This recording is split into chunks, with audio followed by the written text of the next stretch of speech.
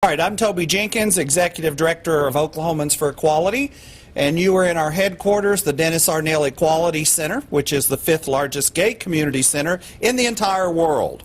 And it's the only one that's totally debt-free, because that's the way prairie gays have to do it living out in the middle of the country.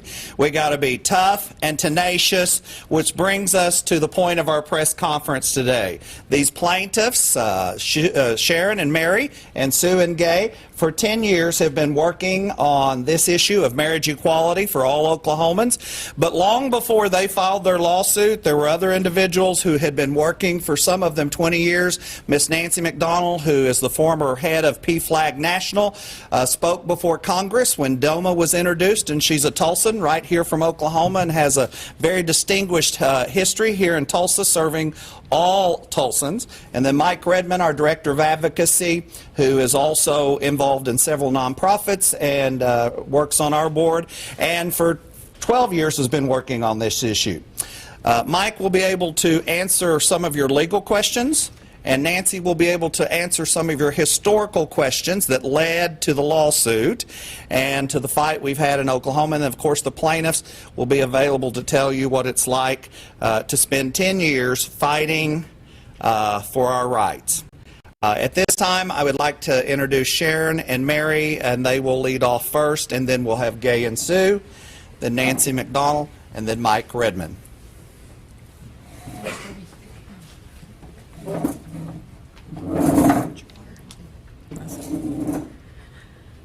Thank you all for coming and being here.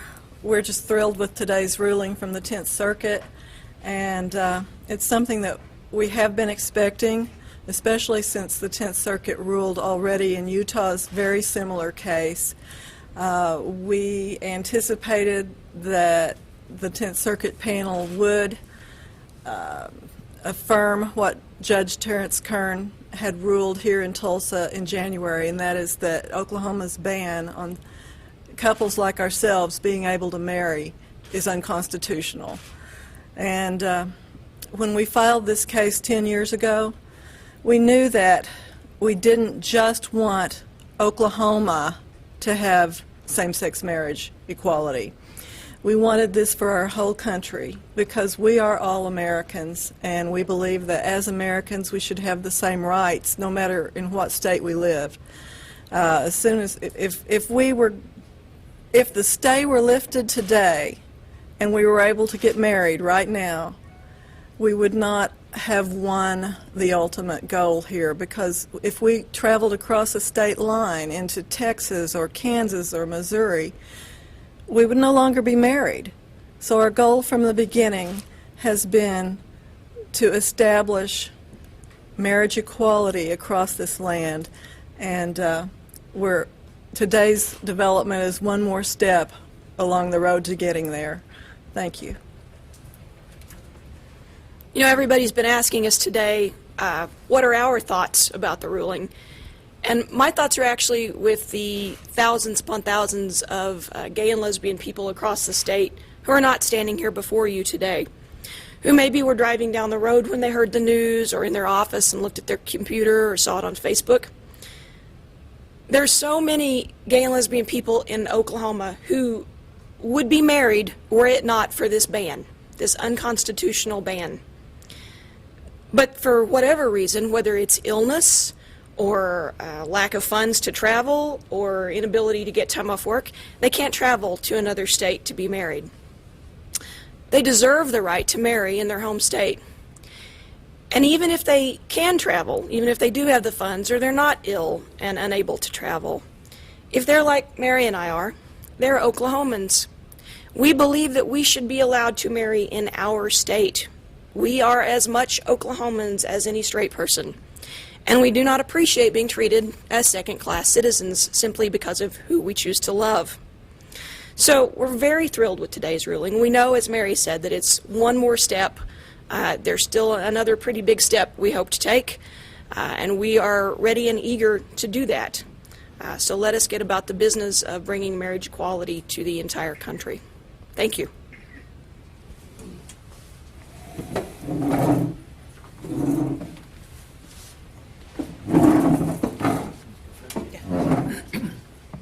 Thank you all for being here. I'm Sue Barton, and the lovely lady standing behind me is my partner of 30 years, Gay Phillips. We're delighted to be here. We are delighted with today's ruling. It's one more step toward equality, which we've been working at for many, many years, not only on behalf of the four of us, but as Sharon just said, on behalf of thousands upon thousands of Oklahomans. And I want us to keep in mind that there are people all over the United States today who are slowly but surely finding those rights and being able to partake of those equal rights under the federal Constitution of the United States. And I've said this before, I'm going to say it again. When you see me next, you'll hear me say it one more time.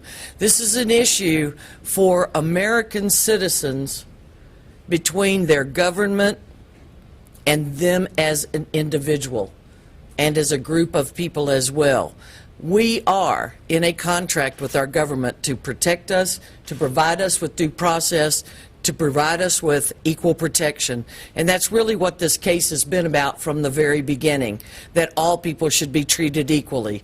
That decision was in fact made back in the early 60s when Loving v. Virginia came into play. And the federal courts said, and the Supreme Court said, you cannot withhold marriage from a group of people just because you don't like them. And that's where we are today. And yet, we have a great victory. We're delighted with that victory. And we're ready to continue the journey as long and as far as it takes us. That's our point. That's our purpose. That's our goal, that everyone be honored under our Constitution and that all people be free and equally protected under that Constitution. So that's where we are, and we are one step closer today, and that is a magnificent victory. My name's Dr. Gay Phillips, and I just want to, I'm not going to say the same things as my other three cohorts here. I want to thank all of our supporters, the people that support us without even knowing who we are. And not only the organizations like the Equality Center and PFLAG and, gosh, lots and lots of organizations, but individuals, and not just gay people. There are a lot of non-gay people that support what we're doing, what we're trying to get, and who are celebrating with us today. And I just want to take this time to thank all of you who are supportive of us. And we just need to continue the fight. Thank you.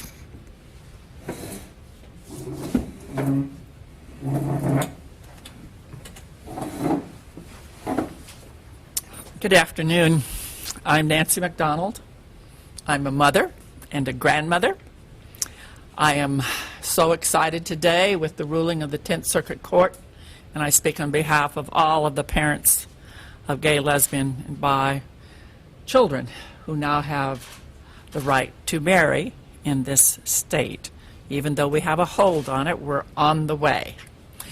It's almost 20 years ago to the day that I testified in Congress against the mean-spirited piece of legislation that was introduced by our Representative Steve Largent, who introduced the Defense of Marriage Act. And it was the most eye-opening experience I think that I have ever had. But what it said to me was the incredible role that parents and family members and friends played on behalf of our gay loved ones, and that we needed to step forth and engage in this issue, in this battle.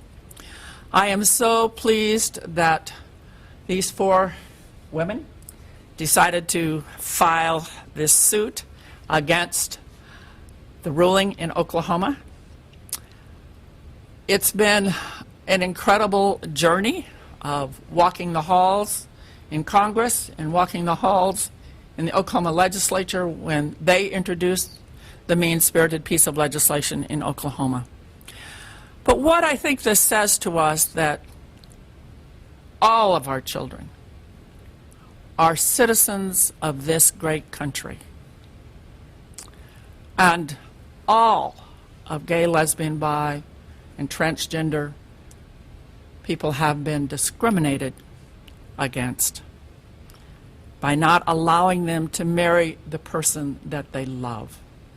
And that's wrong. I'm sure that you have heard me say many times, I have 4 children. 3 happen to be heterosexual, 1 happens to be homosexual. And I will not give up until my gay daughter has all of the rights and privileges of this great country. So I thank you. I applaud the ruling today. We know that this is another step towards equality for all of our gay, lesbian, bi, transgendered children. Thank you.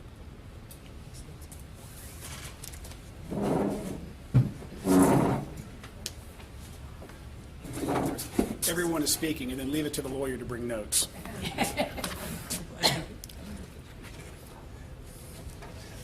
My name is Mike Redman,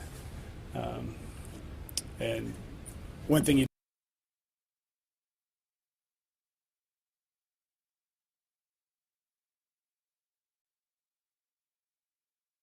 years ago where a lot of this really started. As a young child, I remember the beginning of every single school day reciting the Pledge of Allegiance. As an adult, we continue to recite the Pledge of Allegiance at numerous events, political events, sporting events, Elks Lodge, and we pledge allegiance to that flag of the United States of America and to the republic for which it stands, one nation, under God, with liberty and justice for all. Though we were confident in the outcome of today's appeal, today's decision is monumental in its own right for the people of the state of Oklahoma and for the individual plaintiffs who brought this lawsuit 10 years ago. It truly is an historic day. On behalf of Oklahomans for Equality, I'd like to congratulate Sharon and Mary, Gay and Sue, for their perseverance and commitment to the equality of rights that belong to all persons. I'd also like to thank their attorneys, Don Holliday, Jim Warner, and Joseph Ty, for their outstanding legal work, their devotion to this case through thick and thin. As an attorney, I must especially commend them on the legal brief that they submitted to the 10th Circuit Court of Appeal. It truly was a beautiful, well-written document. Though the 10th Circuit ruled in favor of marriage equality, don't start making wedding plans yet. We are not quite done on this long journey. It's a step forward, but it's not the final step. We have finished 2 acts of a 3-act play, and the final act is going to occur in the United States Supreme Court. It may not be this case, but it's going to be some case in the United States. And until that decision is rendered, we still are denied the right to marry. Now, I'd like to make a special note about the merits of this case. Sharon and Mary sued for the right to get married. Gay and Sue sued for the right to have their out-of-state marriage recognized in Oklahoma. For procedural reasons, the 10th Circuit said that Gay and Sue couldn't bring their lawsuit. But that doesn't matter, because the right for which they have sued and for which they have been fighting for the last 10 years was recently recognized and validated by the 10th Circuit Court of Appeals in the Utah case. Let there be no misunderstanding. Gay and Sue's position has been validated, and the rights and the liberties, and we hope soon, out-of-state marriages will be recognized in Oklahoma. I realize that there are persons in Oklahoma who believe that majority opinion should take precedence over fundamental constitutional rights. To borrow a line from a Supreme Court case, a prime part of the history of our Constitution is the story of the extension of constitutional rights and protections to people once ignored or excluded. In its ruling, the 10th Circuit held that marriage is a fundamental liberty right that extends to all people, liberty and justice for all. Never in the history of the constitutional doctrine has a federal judge ever concluded that majority will outweighs a fundamental right. Liberty and justice for all. It's not just a pledge, it's the law of the land. Thank you. I'll be happy to answer any questions from the legal perspective. Yes, ma'am. Can you just tell me what steps, is it now Attorney General Pruitt's fault? Well, it's interesting because Governor Fallon had her press release, and she said that they would be appealing, but she's not a party to this case. Neither is Attorney General Pruitt. That's a decision that is made by Sally House Smith and her attorneys. And so, assuming that it is appealed, what kind of timetable do you think? There is a 30 to 60-day window by which there will be an appeal or counter appeal, or generally that's speaking, because I have no idea whether that's going to happen here. And then from that time, you ask the court to assume jurisdiction and look at it. And then you wait for the court to say yes or no. And the court may look at other jurisdictions to see if they have cases that are better suited for ruling. Then once they say yes, we will listen to your case and assume jurisdiction. That starts a deadline for briefing. And that is generally about a 60-day, 80-day process, because you have your brief and your response and your reply briefs. And then once that's over, then the matter is set for oral argument. Then you have your oral argument, then you sit and you wait and you wait and you wait. Typically, if the term will begin October 1st, and it'll conclude June 30th of 2015. So that's the time frame we're looking at, sometime between now and June 30th of 2015. Maybe you could answer someone else, just giving kind of a national perspective of all these rulings around the country, and why do you think the tide is turning in your courts? Well, it's not like it's a sudden turn. This tide has been turning for many, many years, and it goes back to the Loving versus Virginia case.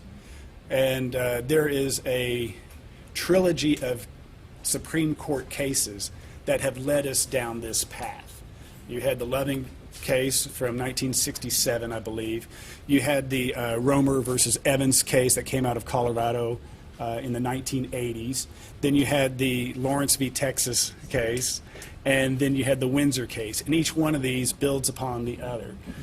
Now, from a legal perspective, that's the tide turning. But then you have the social perspective on how their views change. And not too long ago, being gay was very hush-hush. You didn't admit to being it. Your parents didn't admit to having a gay child. And suddenly, people are beginning to realize that it's okay. You start seeing it on television. You start seeing people who you know. And when the Supreme Court starts saying, in the Lawrence v. Texas case on the sodomy decision, when they start saying that there are rights that belong to gays and lesbians, and struck down sodomy laws in the states, United States, and ruled that we were not criminals, then you start getting the confidence to start being out more and more. And it's, as you start seeing it in society more and more, you realize it's not that big of a deal. There's really not a threat. It's just a question of society evolving, much like racism. I have a question. If the Supreme Court were not to hear the case, would that mean we have marriage equality in Oklahoma? Well, okay, I need to take that question one step further. The question was, if the Supreme Court does not hear this case, does that mean we have marriage equality in Oklahoma? Well, it depends. If the Supreme Court denies hearing any cases that are currently at the Court of Appeals and just lets the Courts of Appeals stand, then the answer is yes. Marriage equality would stand in Oklahoma. However, if they take a case out of Virginia, the Court of Appeals out there, whether it's the Second Circuit or the Eighth Circuit or the Ninth Circuit, then we have to wait. But whatever ruling comes from whatever Court of Appeals there is, it's going to apply to every state in the country. Does that answer your question? If they don't do anything with anybody, it is the law of the land and you can get married. The 10th Circuit ruling will stand if it does not go, or another case from another court, circuit court, does not go to the Supreme Court. The 10th Circuit will include all of the states that are within the 10th Circuit, and that would be the law of that circuit for that period of time. Other questions for any of us? Yeah, any of us. We'll be around if you guys want to talk to us individually or have any questions. Rallies tonight? Well, 6 o'clock right here. we celebrate. We do. Yes. For the very first time in Oklahoma, the law is in our favor. You're And here. I'm telling you, 19 years, the legislators have introduced bills that target the gay community for 19 years. This is the first time a law in Oklahoma, a decision in Oklahoma, rules in our favor. So, Starting in January. starting in January.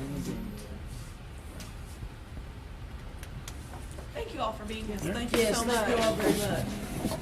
Thank you, Chris. Mike, it's great. Excellent job. Thank you.